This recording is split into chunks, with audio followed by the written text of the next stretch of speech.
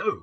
So we carry on with our questions on trig identities, and we've got the question: prove that sine theta minus sine theta times cos squared theta is identical to sine cubed theta. So here we are going to use the fact that sine squared theta plus cos squared theta is identical to 1. Firstly, though, we're going to need to manipulate this. And if we factorize sine theta, we get sine theta on the outside multiplied by 1 minus cos squared theta. And using this identity, 1 minus cos squared theta is actually sine squared theta. So we end up with sine theta multiplied by sine squared theta. And that's going to be equal to sine cubed theta. And there we go. Let's go to the next one.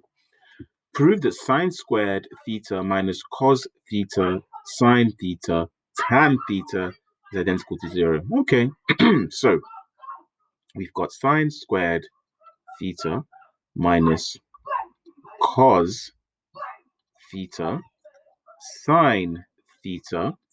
And here we're going to use the identity that sine theta over cos theta is identical to tan theta.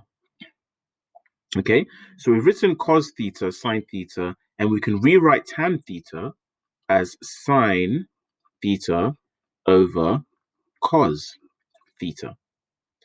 Then we get sine squared theta minus the cos theta and the cos theta cancel. So we've got this and this one down here that cancel, giving us sine squared theta minus sine squared theta, which gives you, well, it's identical, but let's say equal. It's equal to zilch, 0. Let's do one more. Okay, in this question, cos x is not equal to 0, and here they say that just for completeness and just to make sure that we're not dividing by 0. If you tell a mathematician you're dividing by 0, they'll go crazy. So here we want to show that 1 over cos squared theta minus tan squared theta is equal to 1. Okay, so we can use the fact that tan of x is identical to sine of x over cos of x.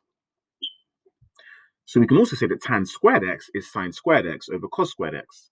So we have 1 over cos squared x minus sine squared x over cos squared x.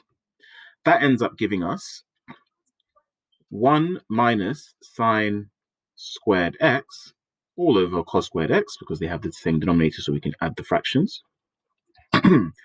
And using the fact that sine squared x plus cos squared x is identical to 1, we have that 1 minus sine squared x is identical to cos squared x. So therefore, this top part, 1 minus sine squared x, simplifies to cos squared x, and that's over cos squared x, and that's identical to 1. And that's it.